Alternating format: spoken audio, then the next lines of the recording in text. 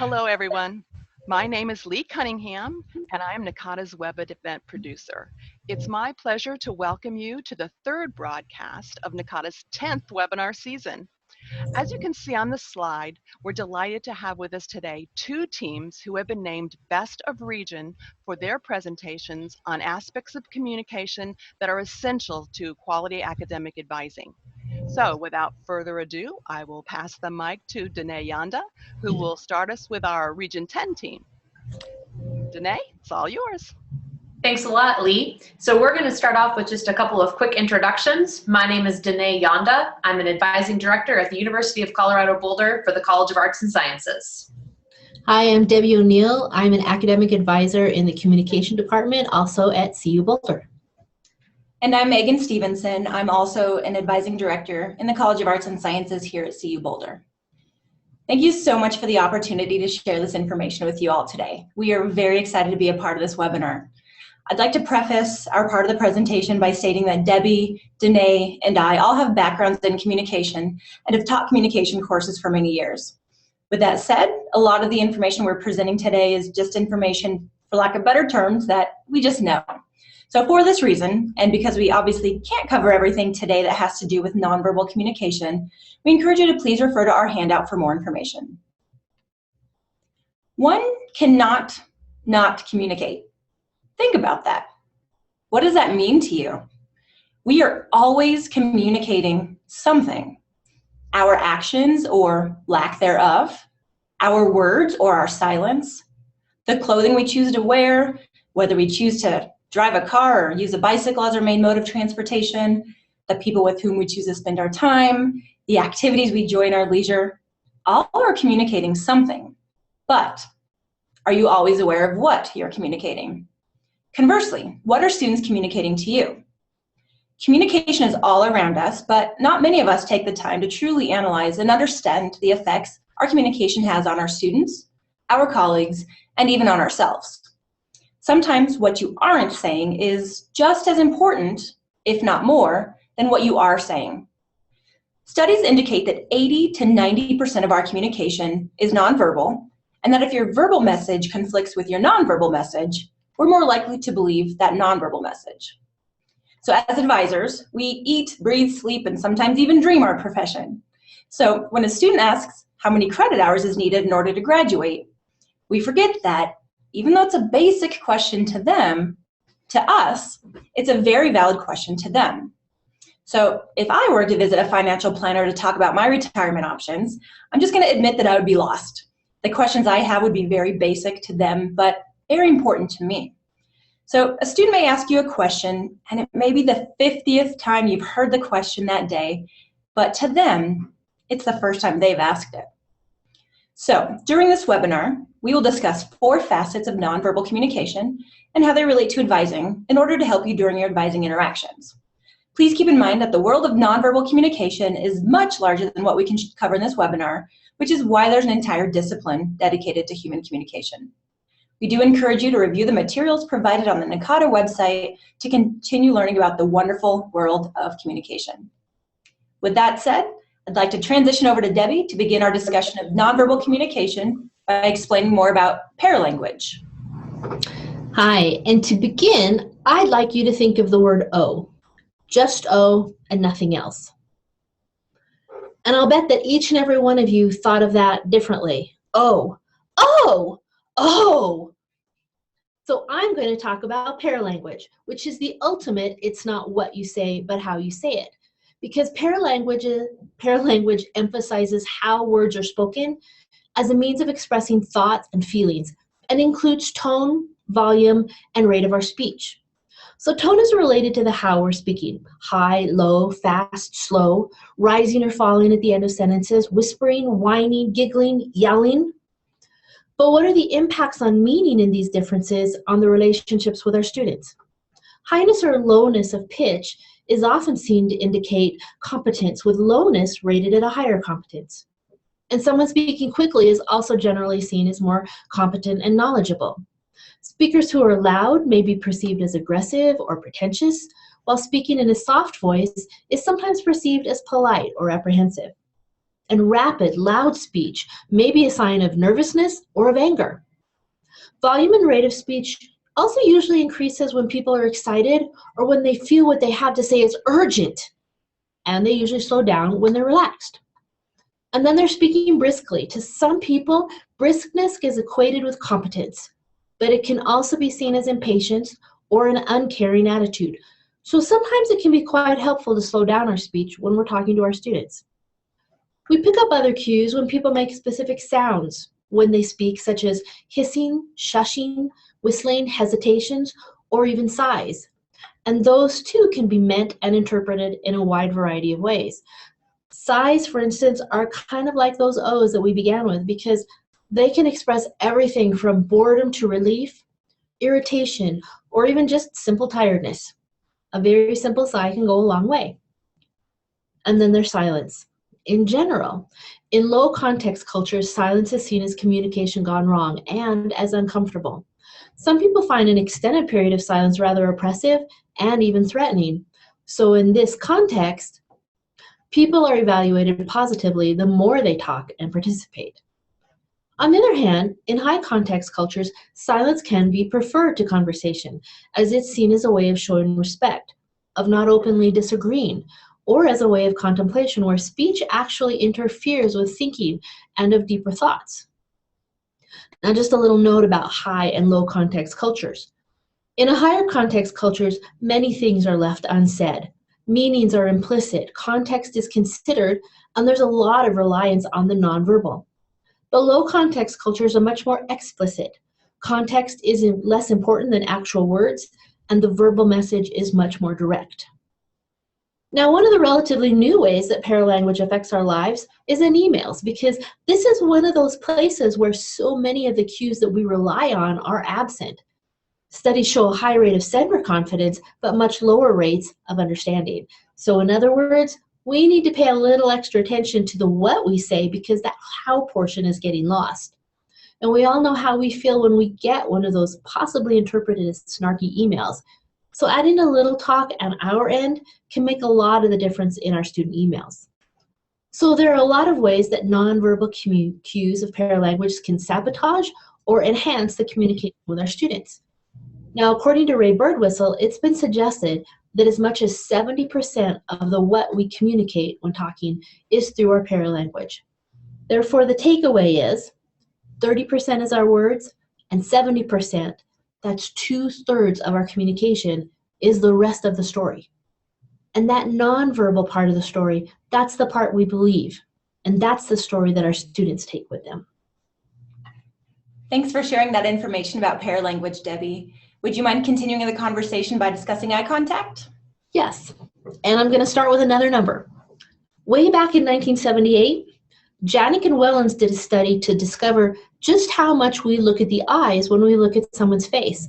And they found that 43% of that attention is devoted to the eyes. We pay attention to people's eyes because they're very expressive of emotions. Looking into someone's eyes is one of the ways we assess what that person is feeling. I mean, think about the sentiments conveyed when someone's eyes are dull and flat, when they're sparkling with joy, when they're filled with fear or surprise, or when they're brimming with tears.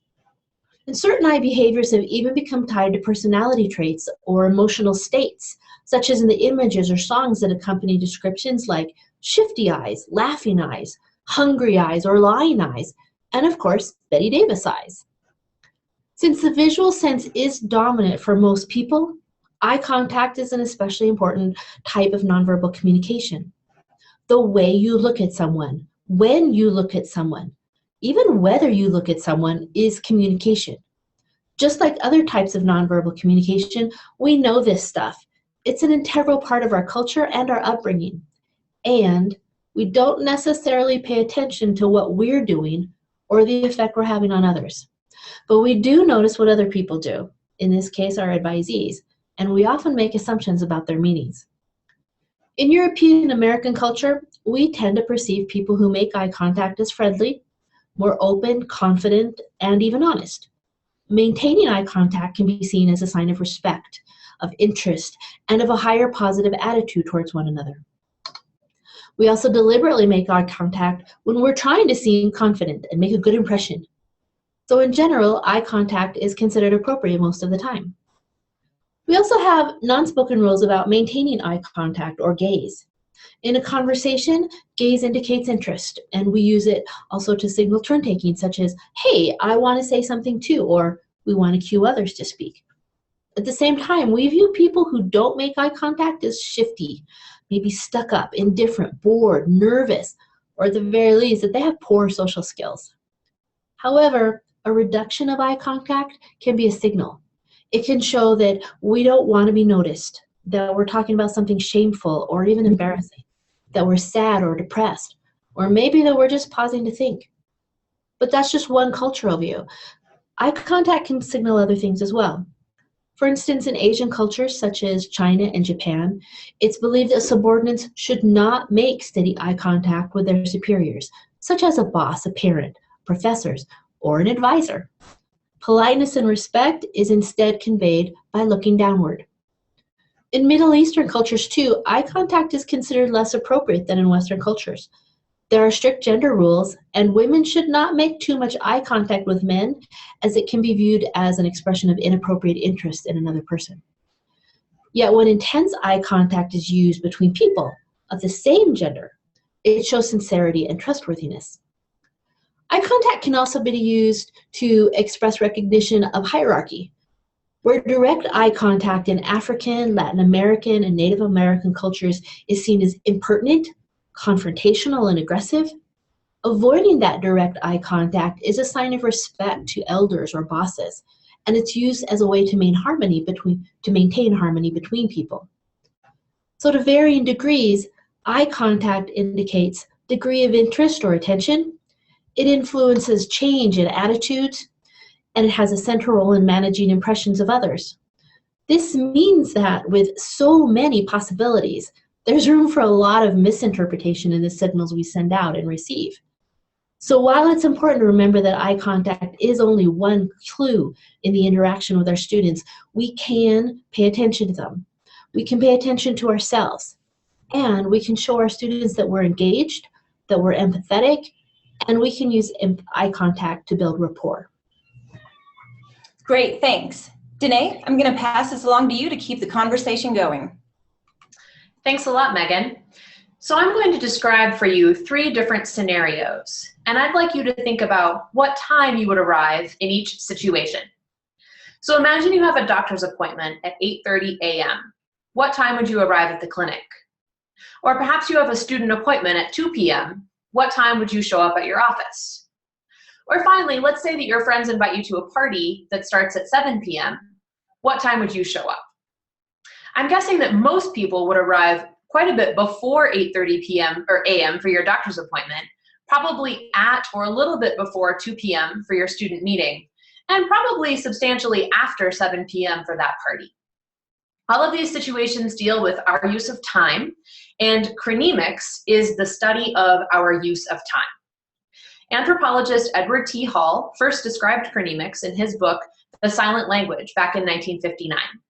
And since that time, many communication scholars and other researchers have studied the way that humans use and perceive time. Chronemics relates to how quickly or slowly we speak, the percentage of talk time we use in an interaction, our punctuality, and our willingness to wait or perhaps not wait for other people.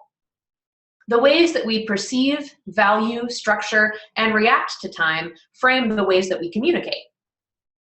Culturally, there are 2 primary approaches to time, monochronic and polychronic time. Monochronic cultures tend to view time as something that is linear and that can be structured. People tend to do one thing at a time, and time is segmented into precise units. You might hear sayings in a monochronic culture such as, let's save time or make time. And clearly, much of the United States views time monochronically. It's important to remember, though, that regional differences can exist within any country, and here in the United States, New Orleans and Hawaii each tend to function more polychronically. So what is this polychronic approach? In a polychronic culture, several things can be done at once, and time is viewed as much more flexible and fluid. In polychronic cultures, relationships tend to be really important. So taking a little extra time to enjoy lunch with a friend before will certainly take precedence over a business meeting. Or having a conversation with one business partner might be more important than ending that interaction on time and dashing off to the next meeting. So it's really important to understand that there are these differing perceptions of time whenever we're interacting with our students and colleagues. In the past, when we've presented this information about nonverbal communication at NACADA conferences, participants have had some questions about how to apply this information to advising interactions. And one question that came up is, how do we respond productively to a student who shows up late to an appointment? So I would usually say something like, "Hi, Joe, I'm really glad to see you, but I'm afraid your appointment actually started at 2 o'clock. Since you're here at 2:15, we're only gonna have about 15 minutes. The first thing that I'd like to do is prioritize your questions and concerns so that we can cover the most important items first. If we need more time, we'll definitely schedule another appointment." So by responding this way, I'm acknowledging that the student wasn't there right when the appointment was supposed to begin, but trying to help them to see that we'll definitely still get to whatever we can during the time that we have. Often, if I suspect that a student is from a monochronic culture like I am, I'll consider this enough to address the situation. However, if I wonder that the student could be from a more polychronic cultural approach, I might also take a little bit of time to describe how time is viewed in mainstream US culture and make sure that they understand the ramifications of being late. The bottom line is, it's important to consider both cultural and personal differences in communication style whenever we're communicating with our students. Thanks, Danae. Let's go and move on and talk about proxemics. The term proxemics was coined by researcher and American anthropologist Edward T. Hall in 1963, and it has to do with the study of our use of space and how various differences in that space can make us feel more relaxed or anxious. Hall believed that the value in studying proxemics comes from its applicability in evaluating not only the way people interact with others in daily life, but also the organization of space in their houses and buildings, and ultimately the layout of their towns. With that said, in the US culture, there are 4 zones that are important in proxemic communication. Our intimate zone, which is 0 to 18 inches, that's generally where we kiss or hug or whisper. We have the personal zone, which is 18 inches to 4 feet. Some of your closest colleagues may fit into this zone, but generally that's reserved for your friends and family members. The social zone is 4 to 12 feet, and this is the most common one where a lot of your colleagues are going to interact with you. And lastly, there's the public zone, 12 to 25 feet, such as when you're waiting for a bus. Of course, these zones are completely dependent upon many things, including culture. With a Saudi Arabian student, you may find yourself face to face, as their social space equates to the US intimate zone of 0 to 18 inches, which is, remember, that's where we hug and whisper. If, on the other hand, you were visiting a student in the Netherlands, you would find the roles reversed. You would be moving in closer because their personal space equates to our social space of 4 to 12 feet. So being aware of these spatial zones can help eliminate misunderstandings or miscommunication. In fact, in the book ICOM, Interpersonal Concepts and Competencies, a Jordanian teacher was quoted as saying that Americans seem cold. They seem to get upset when you stand too close to them. Cultures in which there's a high degree of physical contact or proximity are considered high contact cultures, such as Iraq, Kuwait, Saudi Arabia, Paraguay, France.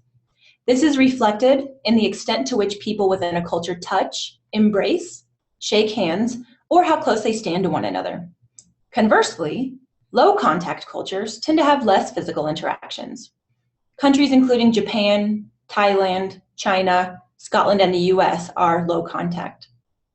So the feeling that your space is being invaded by somebody standing too close, feeling that trust may be lacking because a student is standing too far away during a conversation, uncomfortable feelings from being touched, or a feeling of unfriendliness from not being touched may arise.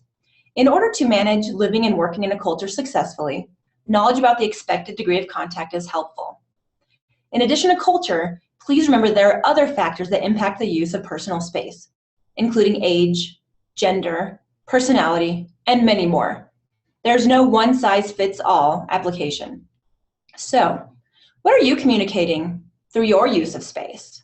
Are you violating your students' intimate zones, or are you coming across as perhaps maybe a little standoffish?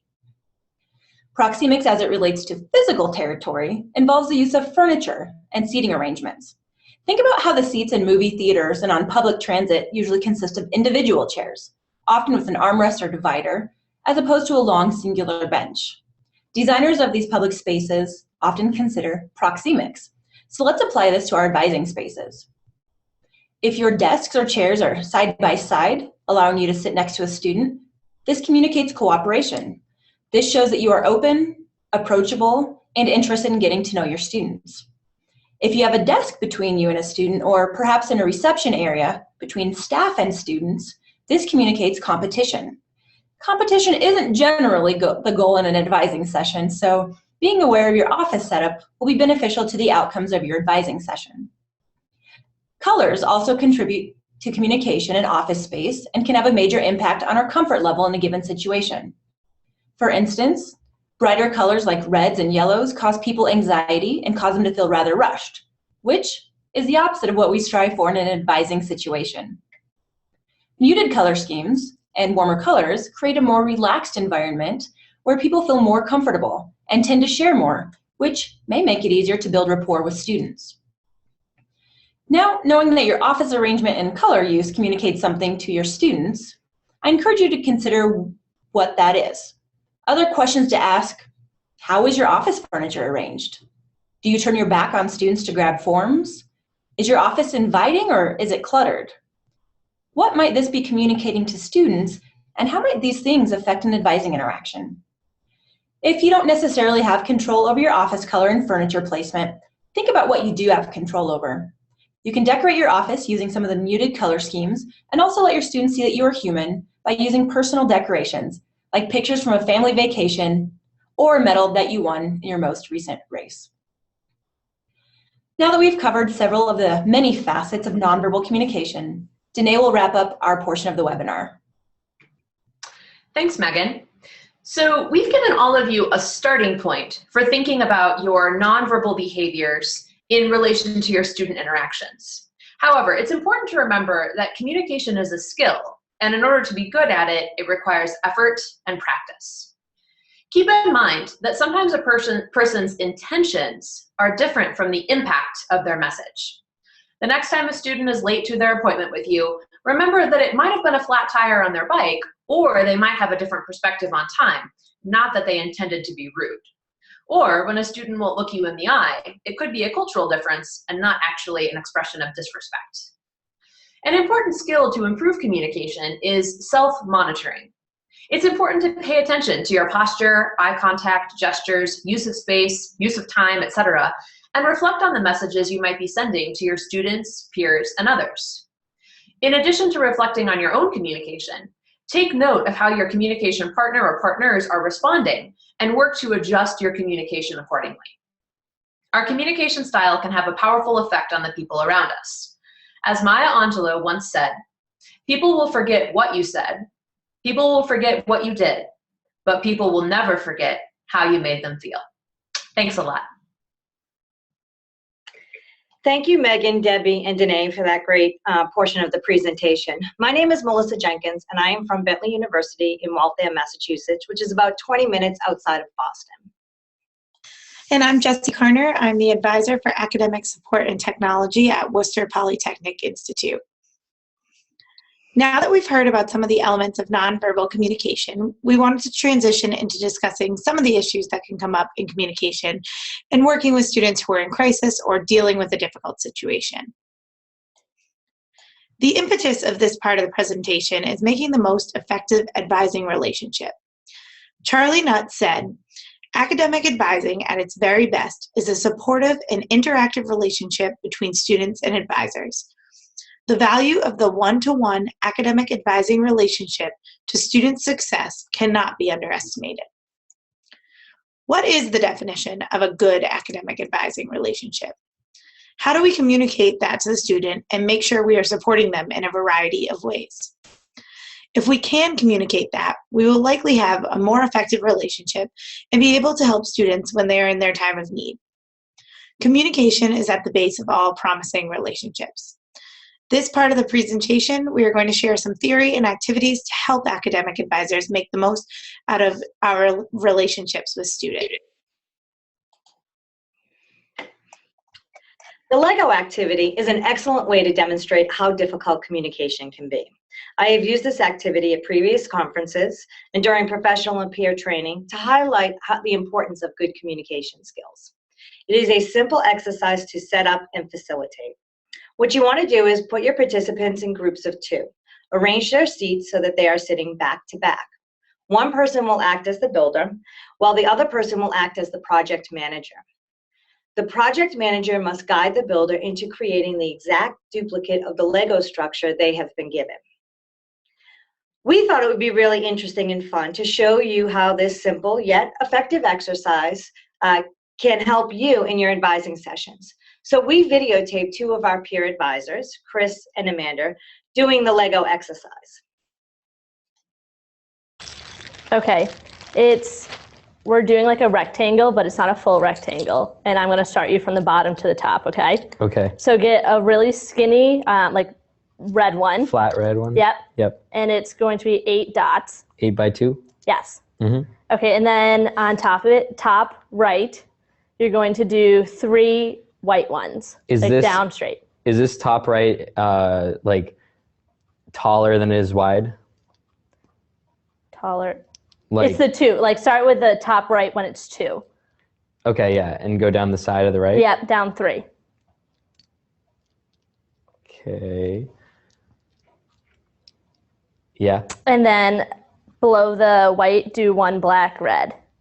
One black, red. One black. 1 black. Okay. And then on the left, it's a 4 by 1 green. Okay. Cool. Okay, so that's the second level. The third level, they're kind of like an awkward shape. It's like 1 cube and then slanted on the side. It's red, right? Yes. So that's going to be the back half. So it's going to be on 1 white, 1 black, and 2 green. Oh, okay, yeah. Yep. And then is the slant going off the edge or to the middle? the slant is over the black. Okay, gotcha. And then over the 2 white and the 2 green is Blue? a square blue. Nice. Okay. So we're going to start above the square blue. It's the blue slant one. The blue slant one. Where does that go? Above the blue on the top, like at the very edge. At the edge? Yep. So above a white and a green, above a blue. Okay, is the slant going to the right or the left? Slant towards the white. Okay. And then a 2 by 1 red is going straight across. Okay. Like by the 2s. All on the blue? All on the blue, yep. And then we're doing a 1 by 1 green with like a little eye. Okay. Is going right behind the left red. Is going right behind the left red. Like you shouldn't be able to put anything on the right because there should be a slant right there. Oh, going. Because it's going to go blue, red, green. Blue, red, green. Okay, yep. And the eye is going to face towards the red slant. I don't have an eye on my green.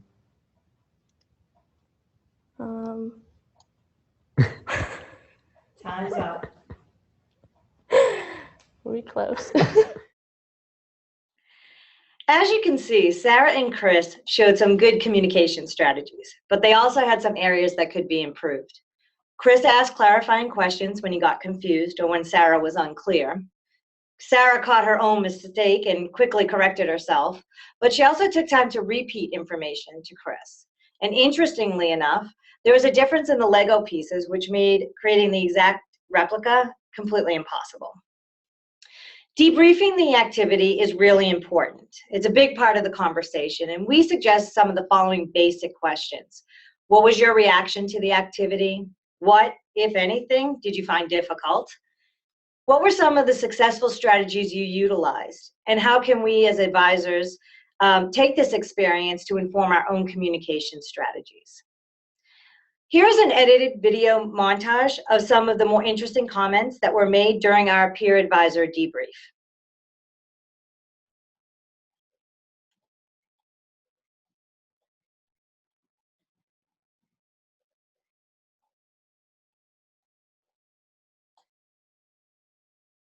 Chris, you were the builder, right? Mm-hmm. So how did it feel to have to take direction without being able to see anything? It was, I mean, like, I trust Sarah, so I was kind of just like, yeah, she'll figure it out, and I'll just do what she tells me to do. What was most difficult about it? I thought what was most difficult was every word meant so much. Like, she said the piece was facing towards me, so I pointed it towards my body instead of like the other way around. So it mixed up our pieces together. So yeah, that was definitely tough, was when you had to recommend that they put a piece on like a certain side. You didn't know which direction they were holding it in, so I didn't know exactly how to explain it in a way that would be clear to Kara. So her perspective could have looked different than your perspective. Yeah, depending on how she was holding it in her hand. Mm-hmm. What about, was all the information you needed given to you? I probably did not give it. He was asking really good clarifying questions throughout it. We had an issue where there was a picture of an eyeball on one of Sarah's pieces that didn't exist on mine. So she was like telling me to point the eye in one direction. I was like, there is no eye on this. So you had missing information that Yeah. you needed to figure out. And we didn't quite realize that there was something wrong until the very end of the time. Yeah. I think like clarifying questions are key, because our one thing that we had gotten wrong was when I didn't ask a question that I had like thought about, but then I didn't say it. Also, I feel like as the builder at first, I felt like I couldn't talk at first, but then I realized that I could. So there was kind of like almost like well, she's the project manager, I'm the builder, I'm supposed to do what she says. So it's almost like, am I allowed to speak? Yeah. Yeah, so that's interesting. I think the fact that you can say one thing and they interpret it as a different, in a different way is really helpful for advising, because that happens a lot when students are talking about something and they mean to be saying something else, and you kind of have to ask clarifying questions to figure it out what they actually mean. Mm-hmm. And then on the other side, if someone is explaining something to you, you might think you understand it, but they actually meant something else. So that's where those clarifying questions are really important. Good. As you can see, the peer advisors raise some important points, such as trust and power dynamics based on roles, how words can mean different things, the importance of perspective or missing information, clarifying questions, and, of course, misinterpretations. Through her work as an author and speaker, Diane Wingdinglen developed a simplified model for interpersonal communication that I think works really well in our work with academic advisors. Two of the biggest questions regarding communication are, why do we misunderstand each other, and why do we have conflict? And it boils down to two reasons: interpretation and intent. According to Wingdinglen, there is knowledge that exists. You may have your interpretation of that knowledge, while someone else may have their own interpretation of that same knowledge. In most cases, the amount of shared information and accurate interpretation is very small. And as we saw in the Lego demonstration, there may be times when neither party has the same knowledge or information.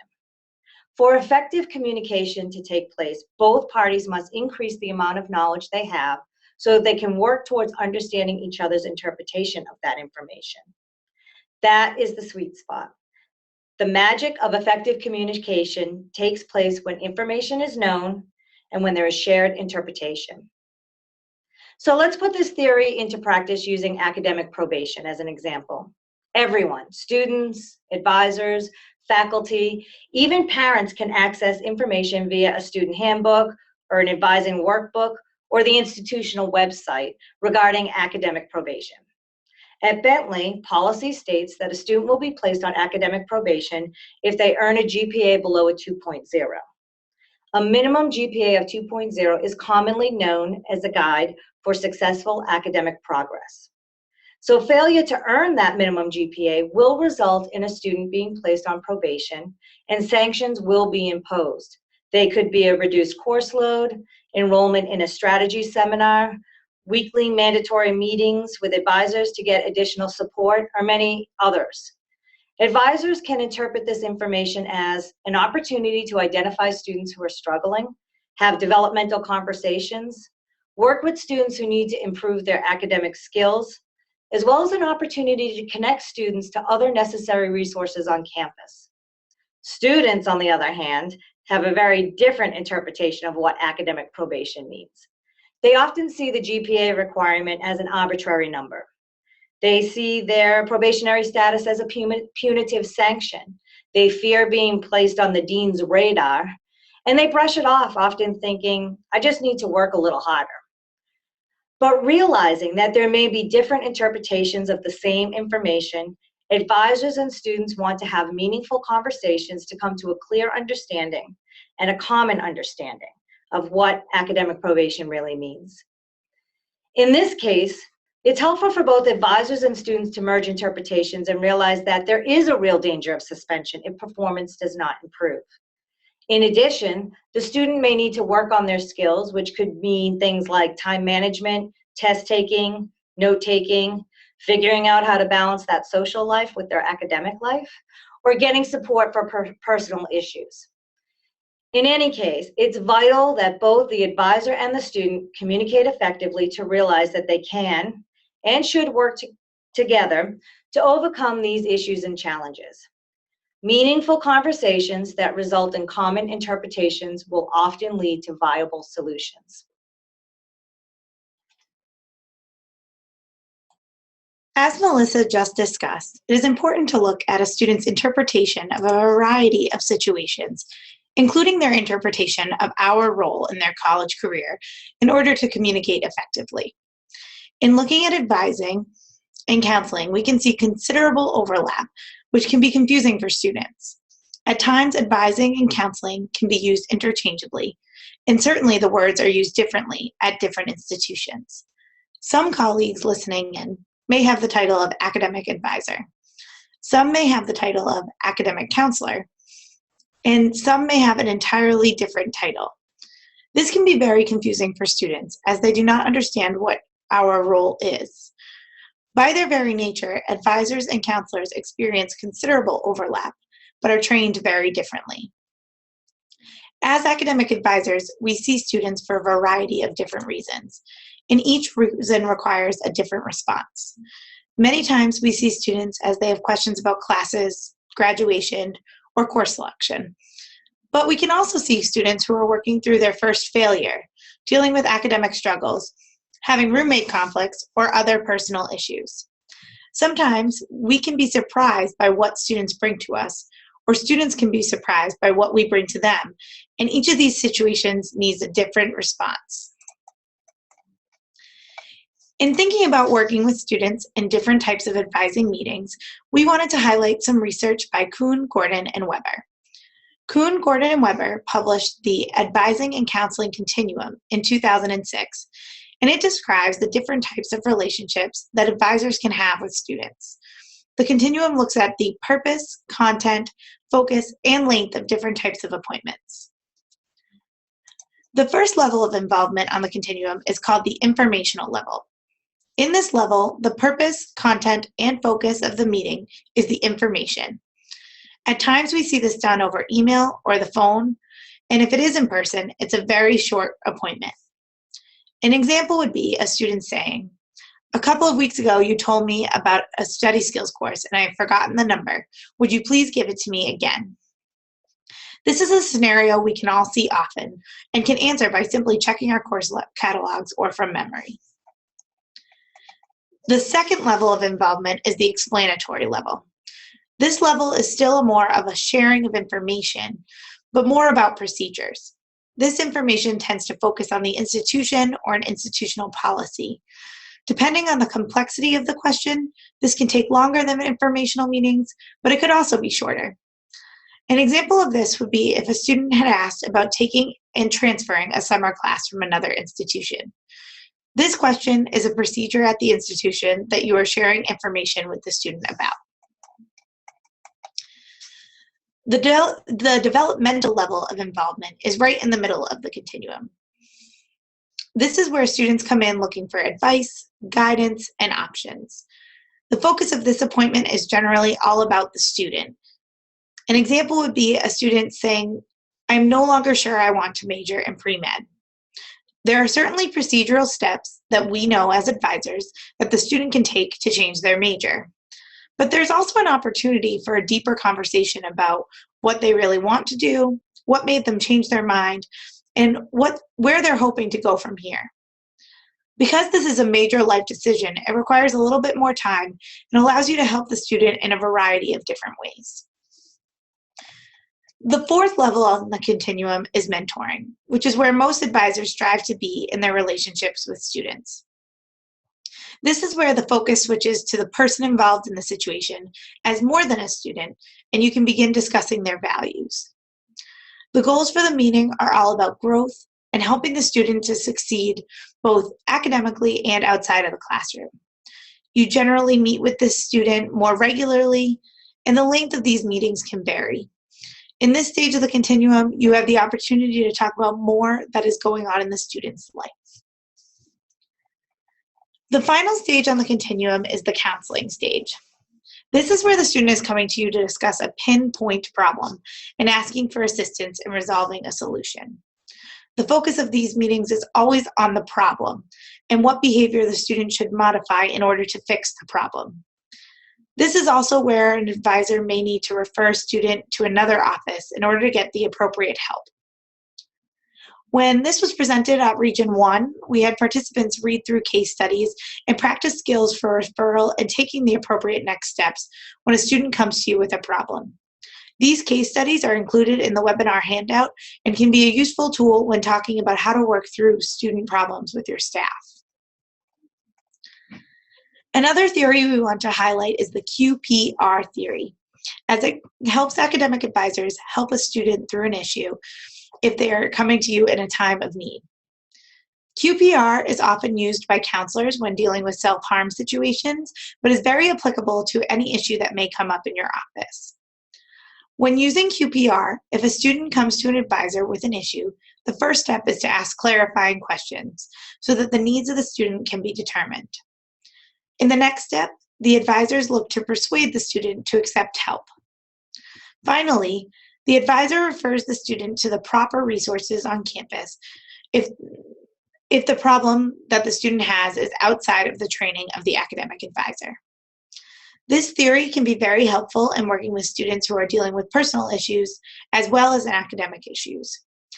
An example of an academic issue this could be used for would be if a student came to their advisor because they are having a hard time in a class.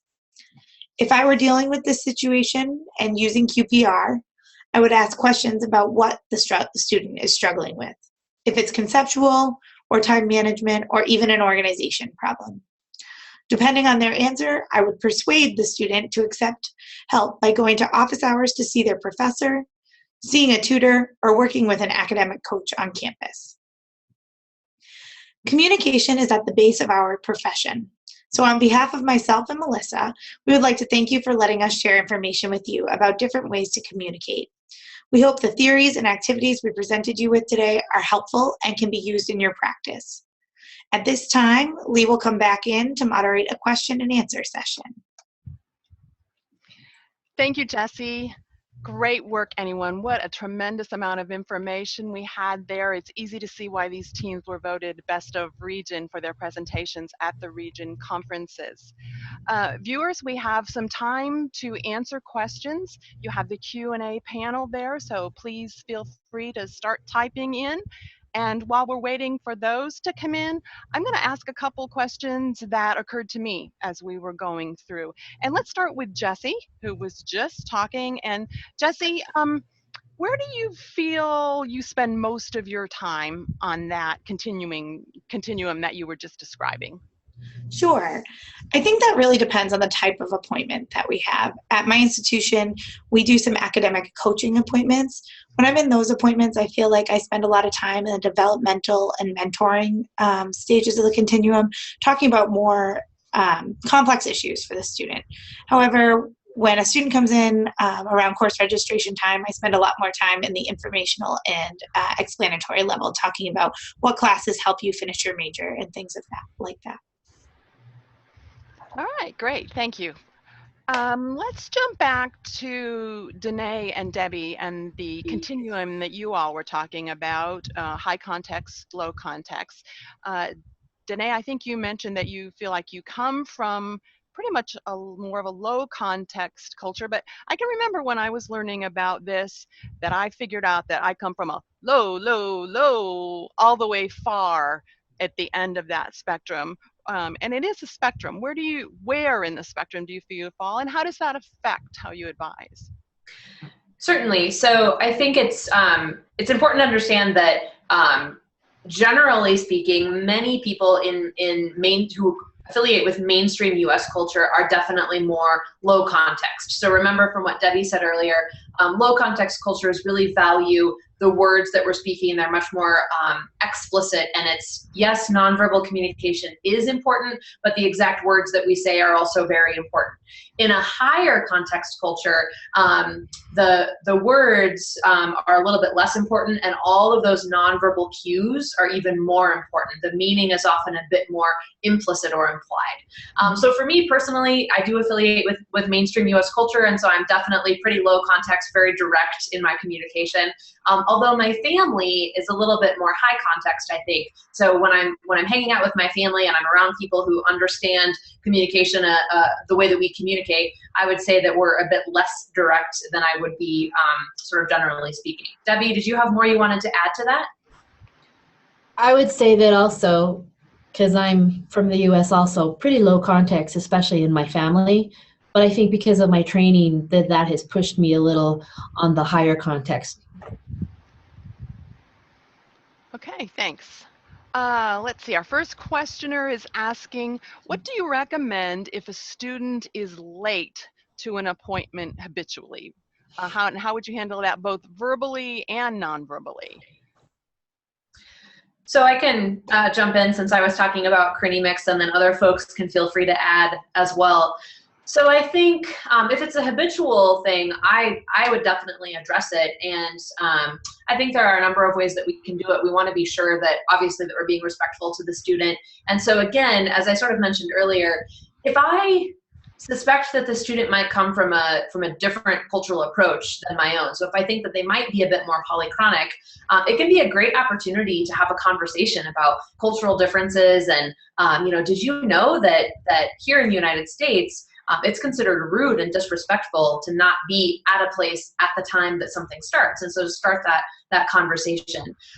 However, regardless of whether you think the student has the same cultural approach that you do, it is important to address it and to let students know, even if you as an advisor are willing to understand that the student might just have things going on in their life, it's really important for them to understand down the road what sort of impact habitual tardiness could have on their success in classes, their ability to succeed in a career. Who knows what negative effects that could have if they're planning to work in a company or in an institution that is a bit more affiliated with the monochronic approach. So I think having that conversation about, this is the second time, the third time that you've shown up late to an appointment with me, and I really want to make sure that I can support you and to answer your questions. But unfortunately, I can't do that when you're not showing up on time. And so let's try to schedule the next appointment at a time when you know you can really be here at the time that you scheduled the appointment. My time is important, your time is important, the time of my other students is important. Let's try to find a way to make it work for all of us. Something like that is probably what I would do. Okay, great. And I think you probably touched on some of what the next questioners are looking at, but we'll go ahead and see if there's anything we need to add. They're asking, could you please review how you explain how time works in U.S. culture? We're thinking it's challenging, and any exact info would be helpful. Yeah, that's a great question. I think, so again, in a monochronic culture, we view time as something that is segmented and precise and structurable. And so explaining to somebody, look, here in the United States, you can even pull up a clock and say, we really think about time as all these little incremental bits of the day. And I actually like to show people, even people from the US, I like to show them my calendar. I'm a very structured person, and I'll have literally every moment of the day blocked into my calendar. And I would let somebody know, look, each of these appointments is very important to me, and showing up at each of them at the time, the exact time on a watch that these begin is really important to show respect to the people that I'm working with. So I think some visuals can be really useful. Pointing out that I don't wear a watch, but I do carry a cell phone that has the time on it, of course, and just reminding students that that having a timekeeping device with us at all times is really important in a monochronic culture. So those are a few ideas that I would have just sort of off the cuff. If anybody else has tips, any other presenters, feel free to leap in. Okay. I think the next two questioners are really essentially asking the same thing. When you're dealing remotely, when you're dealing through email, when you don't have a lot of the nonverbals that we've talked about, are there any thoughts about tips that we can use for trying to overcome that huge part of the communication that's not there? Absolutely. So, for instance, like if you sent out an email and it said, "Hi, Jim, do you have an estimation on when I can expect to see that internship application? Thanks, Julia." Well, that email addresses the person. It's pretty straightforward, and it even says thank you at the end, and there's a signature, but it can still be read as pretty cold and maybe even snarky. So some people like to sandwich the main message between little niceties, such as, "Hey, I hope you enjoyed the long weekend," then the real message, and then, "Thanks, stay warm, Julia." So you can sandwich it. You can refer to maybe conversations or information that you've previously had with that person, so you're making it clear that you remember them and they're a real person to you. And then another way is to, like, if you get an email from somebody else and it's a little bit questionable and you're not really sure where they're coming from, stop and ask. Just don't assume. And then the last section is that if an email has been problematic and you're worried about how your own response is going to come across, if you have the chance, either set it aside for a while and come back in a couple hours, or maybe even tomorrow if you have enough time, and look at it again, and you might go, "Oh wow, yeah, that's not how I want to come off." But then you can also forward it to a colleague and have them run it over first, and they may go, no, it's okay, you're good," but they might say, "Ooh, that's going to be really rough. How about some suggestions here?" And work together. Thank you, Debbie. Another situation that I think we've all encountered, students that are hostile or angry, maybe even aggressive. Any tips on how to diffuse those situations? I could. Oh. Okay. Megan, you want to start and then we'll jump to the next one? Sure. So part of this, this is where I implement appreciative advising. So I start the conversation by disarming, and that can take anywhere from 2 minutes to 20 minutes, listening and hearing what they have to say, really just getting to know what's going on, and, "Hey, how was your day? How was your weekend?" Discovering what it is that they are here for, and just going through all the next phases of appreciative advising. So dreaming, designing, delivering, working with them on a solution that will fit their needs. And we can't always give them what they want or give them the answer that they want to hear, but there are definitely ways that you can deliver that information without being hostile, or still meeting the student where they are and being respectful. So definitely how you use your words, the word choice, but just meeting the student where they are, and I think a lot of times it's listening to them. Also drawing boundaries, though. So if a student is being hostile in your office, it's okay to say, "Right now you seem a little escalated. This isn't appropriate for this conversation. Do you need some time to calm down? Perhaps we can schedule another time." So it's okay to address the behavior and situation, but definitely just meeting the student where they are and realizing seeing the best in students and realizing that they're upset, but maybe not upset at you, it's upset to you. That's a good example of why it's important for advisors to have lots of different tools in their advising toolbox to draw on at different times in different situations. Did somebody else want to chime in on that one? Sure, I will for just a quick second. I'm going to echo a lot of what Megan just said, but one of the things, when I have a student who's frustrated or upset in my office, I think QPR, which I talked about a little bit in this presentation, can be helpful just in that first part, is asking those clarifying questions. A lot of times I find if the student feels that you're valuing what they're upset about, they're more likely to calm down and have a conversation with you. And as Megan said, if they don't seem to be calming down, that's where I generally will refer them to different people on campus. A lot of times we see students who are upset, who are are upset about something that we don't have a lot of control over. So if they're very upset about something you don't have a lot of control over, trying to refer them to places so that they feel like they do still have some control over their academic fate. And again, asking clarifying questions. Why do you feel that way? Why are you upset? What can I do to help you move forward? It allows them to feel like you're on their team, and then you can really start to have a real conversation about what's going on. Anything that you would want to add, you, Jesse, or anyone else, about when inappropriate behavior and inappropriate language enter into that conversation, either with emails or face-to-face? Sure. For me, I guess I'll go email first. If it's on an email, I generally will say, and I know not everyone has this ability because some of you do advise remotely. For me, I do advise in person a good portion of the time and do some email advising. If there's inappropriate language in an email, I'll generally ask for the student to come make a meeting so that I can talk about it in person and really have a conversation about email etiquette and how it's going to go forward. I think if I were to deal with it remotely, one of the things I would just note is I would answer their question as pleasantly as I could, probably using the sandwiching technique that Debbie talked about a couple of minutes ago.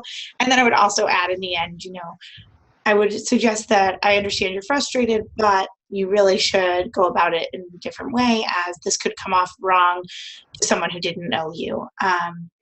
And as for if it's in-person inappropriate behavior, there have been times where I have just paused the meeting and asked a student to take a deep breath and kind of said, I think we're not on the same page here, and I can tell you're really upset and frustrated. So why don't you take a deep breath and try and communicate with me as clearly as you can why you're upset, and let's see if I can help you to devise a solution. And like Megan said, sometimes you just have to say I think you're really upset, and I think I understand that you're upset, and I'm sorry about that, but could we maybe meet even in 10 minutes and you go get a water and I'll get a water and we'll sit back down when we've kind of had a second to calm down. Thank you, Jesse.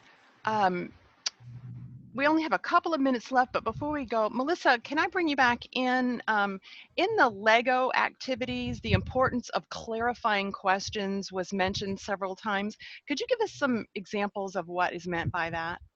Absolutely. So, of course, it depends on the context of the conversation you're having with the student, but often I'll have a student who will come in and request personal one-on-one tutoring, which we do offer as a service, but there has to be certain perimeters. So they'll say, I'm doing really poorly in microeconomics. I really need a tutor. I need to ask, what does poorly mean to you? And oftentimes at this high-achieving institution, the student will say, well, I'm only getting a B+. And that doesn't necessarily require tutoring, but there are some services we can offer them. So I asked the student to define what doing poorly means. So anyone in academic difficulty, finding out what their interpretation of the word doing poorly, or even as far as I'm failing, what does that mean to you? Oftentimes when working with students who are struggling, academically, they'll say, I've met with my professor and I need more help than that. And I'll say, well, when you met with your professor, what is it you actually discussed? Was it your performance in general? Was it a specific exam? Did you just talk about what the next assignment is about? And give them tips on communicating effectively with their professor. Students who are struggling with time management, I'll say, well, you say you're studying all the time. Tell me in detail exactly how you studied yesterday. Where did you study? Did you study alone or with friends? How long did you study? Did you take any breaks? Did you reread your textbook or your notes? Do you make study tools, and do you actually use them? So asking some very specific questions that can help clarify what the student is trying to express. Sometimes I'll dig a little bit deeper when we're talking about things like deciding on a major or their future goals. And I'll say, how does it make you feel when you tell people you're majoring in accountancy? And that can be very revealing when they start talking about their emotional connection to the major they've chosen, or maybe the major their parents have chosen for them. So keeping it kind of open-ended and asking them how it makes them feel. Another thing in kind of the more developmental conversation, you could ask them, describe your ideal professor or the perfect class or your best idea for the perfect first job. What does that look like, and what does it feel like to you? And then you can really start to dig into some of those ideas that they bring to you but aren't quite clear as to what they're getting at. Thank you, Melissa. And I'm afraid that takes us to just about the end of our time. There was one more question about the handouts. Somebody wasn't sure about the information. They said it at the end of the handout. I'm not sure exactly what you meant, but the CU team did include some extra information about nonverbal communication, since they didn't have as much time in this presentation as they normally do for that. So maybe that's what you're referring to. There's some case studies there. So hopefully that's what you had in mind. So it looks like our time has come to an end. So I want to thank our presenters for sharing their expertise with us today. You all have done a tremendous job of developing this material, integrating your two presentations together for this webinar venue. We so greatly appreciate your willingness to share your experience and your insights with us. Danae, Megan, Debbie, Melissa, Jessica, on behalf of NACADA, thank you for all that you have done to put together today's presentation. And again, we thank all of our participants for being with us. We look forward to interacting with you in many future events. If you have any questions about this broadcast or future events, please be sure to visit the NACADA website or feel free to contact me directly by phone or email. We look forward to seeing you next time.